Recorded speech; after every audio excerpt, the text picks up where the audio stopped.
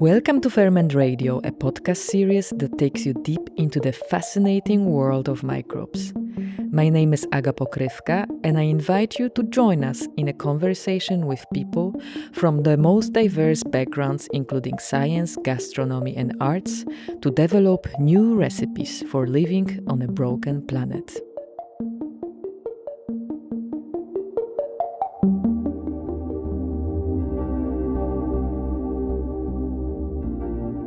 We choose our tools, and in return, our tools shape us.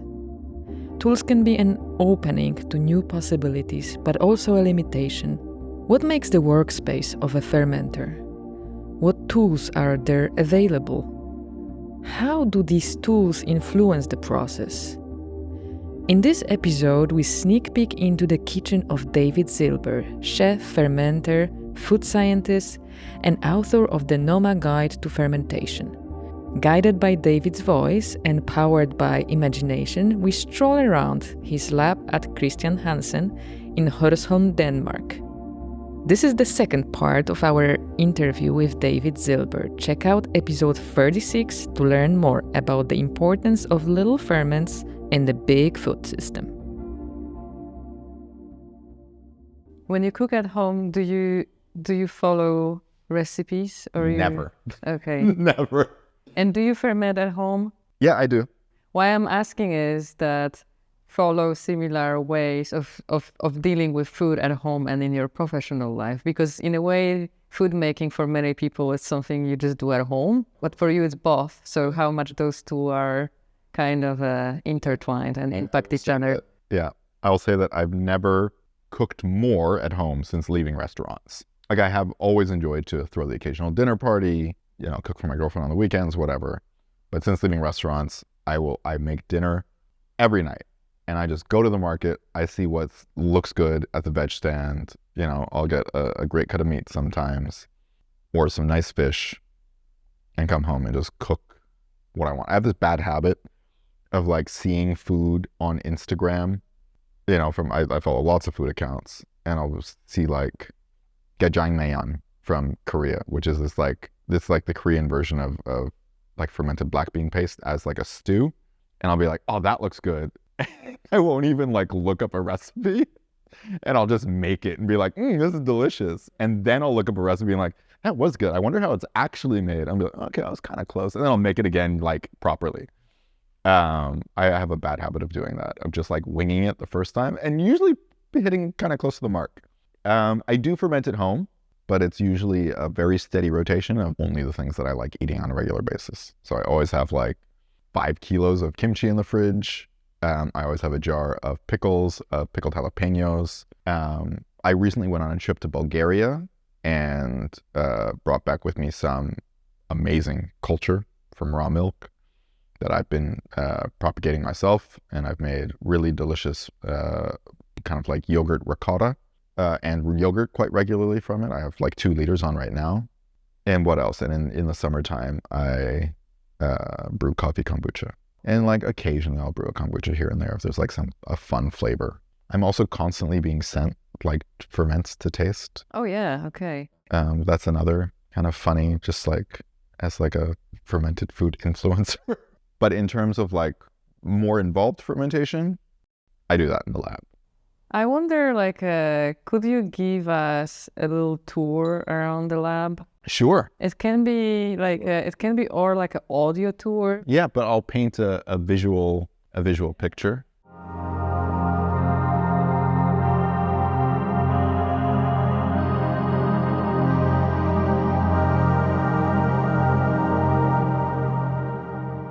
Okay, so we are here in my laboratory, which is the ground floor of a small, just 3-story brutalist office building that I think was built in the 70s. Kind of at the same time as most of the buildings in this forest. And we are in a forest. I mean, we're looking out the windows right now, which go floor to ceiling on all sides. It's a bit like Bruce Wayne's Batcave in the Dark Knight trilogy, where he's looking out into this lake and forest through his windows, and Alfred comes in to scold him. it kind of feels like that. But we are on the Danish Technical University's science park. They own the land. They have a campus here. But then beyond just that campus, the rest of the land was turned into a science park for very forward-thinking companies. I mean, there's pharmaceutical companies here, Hansen, companies that deal with, the water treatment technologies and things like that. So we're kind of looking out into what's primarily a beech forest. There's some ferns right in front of our main window. And like I said, in this maybe, how big is this room? Like 100 square meters? Maybe a bit less. Right in the center, I have a giant stainless steel workbench with cabinetry underneath. And honestly, you could fit like 6 cooks working around this.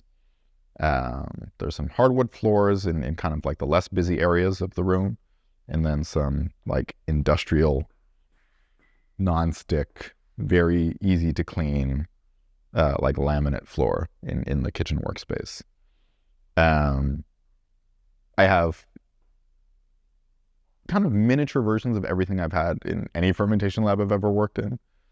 Off in the corner, I have a stack of incubation and maturation chambers. I would have killed for these things at Noma. When I was designing Noma 2.0, I looked into what these incubation chambers would have run us. And for the quantity of koji that we would have had to have made, or any of the filamentous fungi, it would have been like $500,000 to keep up with production. So that dream evaporated pretty quickly. When I moved in here, not having to deal with production ever, I was able to opt for some cheaper, much smaller units that just allow me to basically make any environment on Earth. I mean, not any, but these will go up to like 90 degrees and down to like fridge temperatures. Beyond that, you're just in a freezer. But they use kind of Peltier heating and cooling. They have, monitorable humidity systems that'll keep track of humidity to within like 0.1%. Timers, you can control them from wherever you are on Earth via the internet. It's pretty cool. On top of these 2 Memert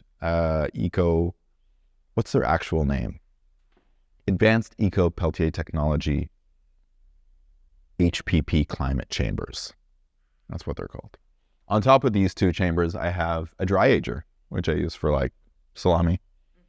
And if I wanted to mature cheese, there you go.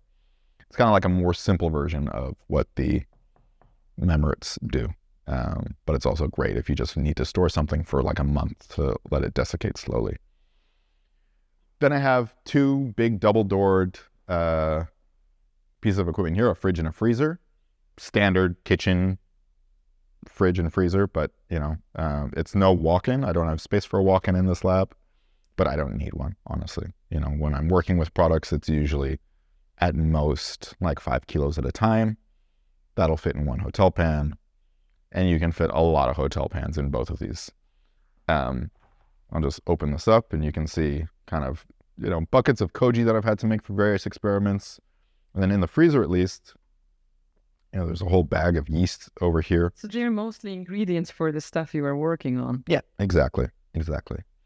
I have all my cultures, packed away in the freezer. I'll just read off some of the labels here. Experimental plantarum, tempeh cultures, firm pro samples, Pichia cluveri, koji, LB1, so on and so forth. Yeah. And then on the left-hand side, I have trials of soy tempeh that I've made over here. What else is in here? The last package of seaweed. I was working on a seaweed project for a while. And a bunch of cold packs and my ice trays. Then in my fridge, it is pretty. And the funny thing is that none of this was for like any actual, it was work, but it wasn't for actual work. This is all the jars, I just opened the fridge and Agnieszka's looking at maybe a couple dozen jars of lacto-fermented pickles. Tomatoes, cabbage, turnips, different types of asparagus, radishes. I've got salted kumquats and lemons, and it looks beautiful. Funny thing is, this was all for either photo shoots, or kind of like a what did we call it? Like an innovation day soiree. Like some of the bigwigs had a big day of like VPs flew in from all the different regions of Christian Hansen. They came here to the headquarters. They had their meetings and stuff.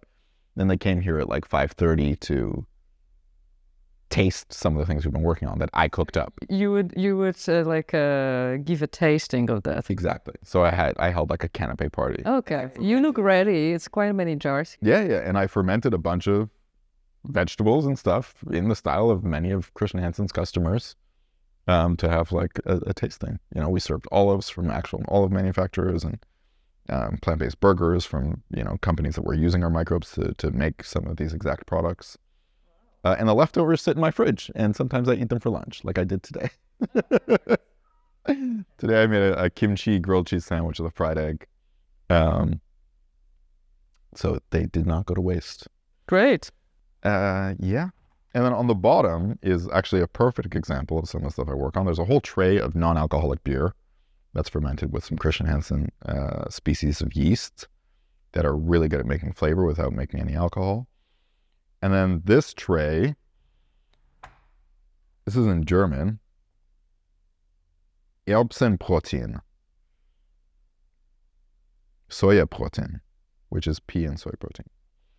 Yeah, and these are fermented meat alternatives that were made up at a factory that I had to taste and recipe test with.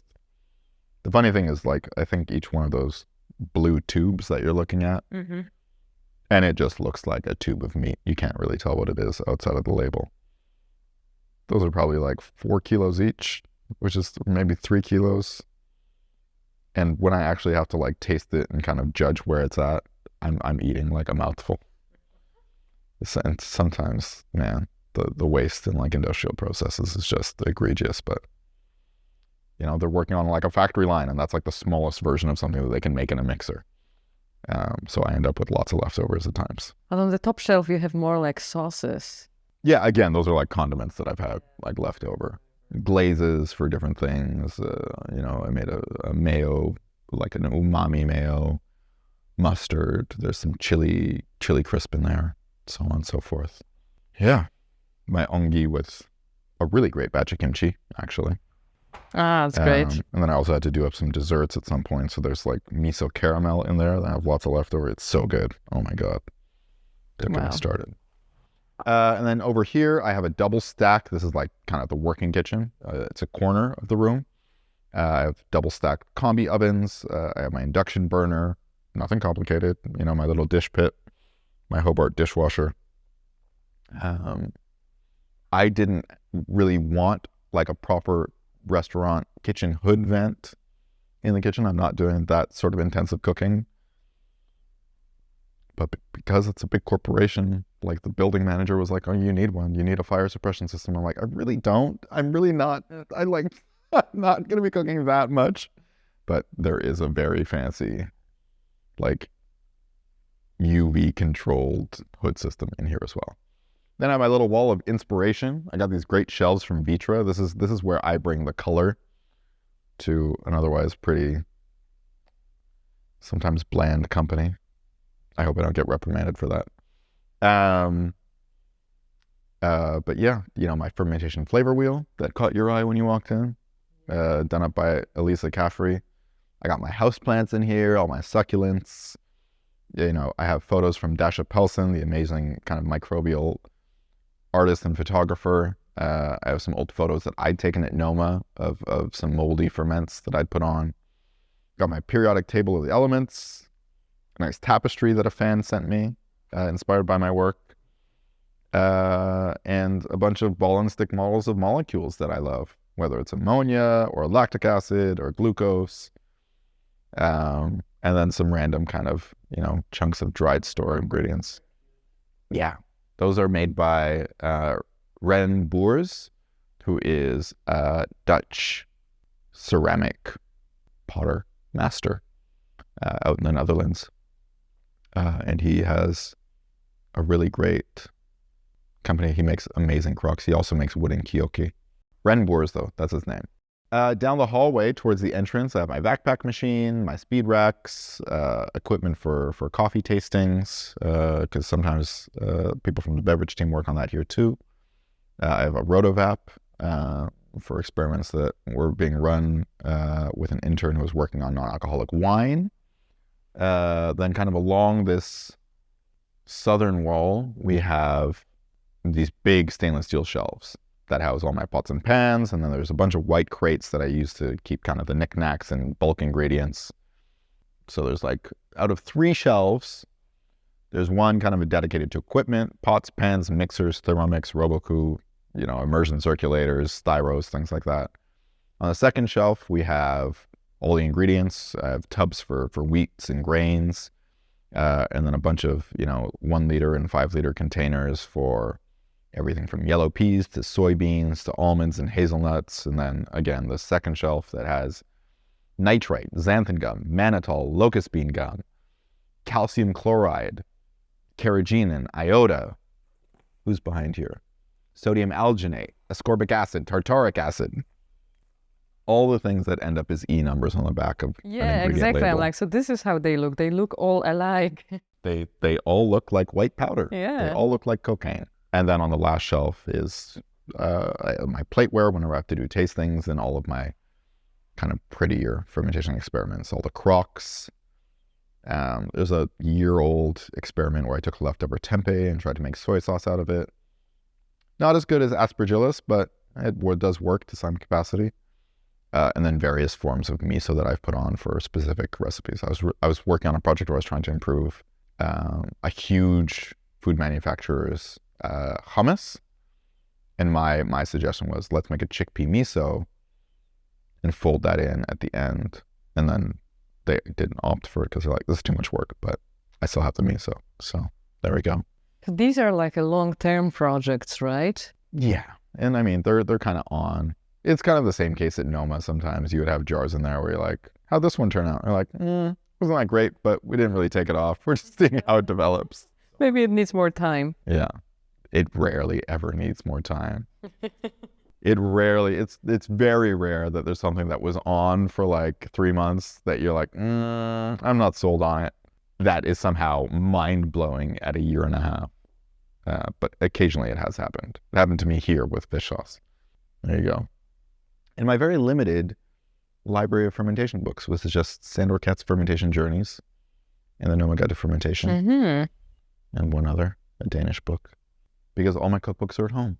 And I've debated bringing them in, but I'm like, I'd rather have them at home. Right. Because they actually, even though this is kind of like my professional kitchen playground, I'd never reach for any of those recipes here. It's just not that sort of work.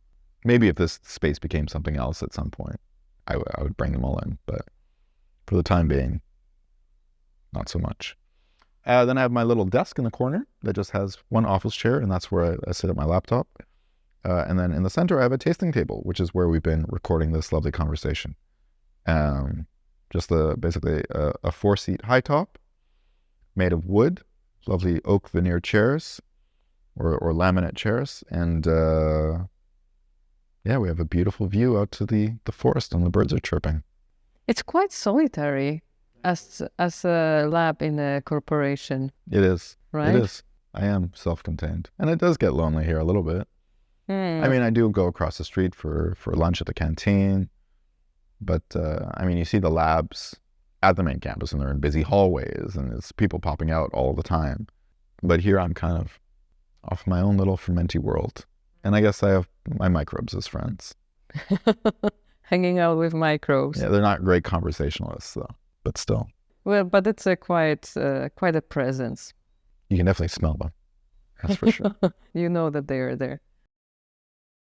Whether your tools are just a jar and a spoon, or a full gear including a precision incubator, in the end, it doesn't matter.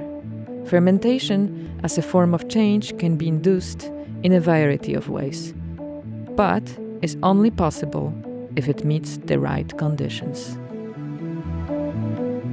If you liked this episode, please share it.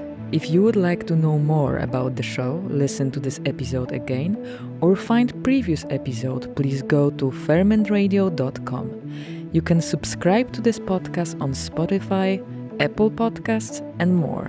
We would love to know what you thought of this conversation, hear your human microbial stories, and your suggestions for the future episodes. We are always looking forward to hearing from you at hello@fermentradio.com. You can also leave us an audio message by connecting to us on our Instagram. Ferment Radio is brought to you by Super Eclectic and is supported by Microbial Lives, Practices of New Human Microbial Cultures, a project at the center of the social study of microbes. I'm very grateful for this support, and most of all, with all our amazing Ferment Radio listeners. Keep fermenting and stay tuned for the next episode of Ferment Radio.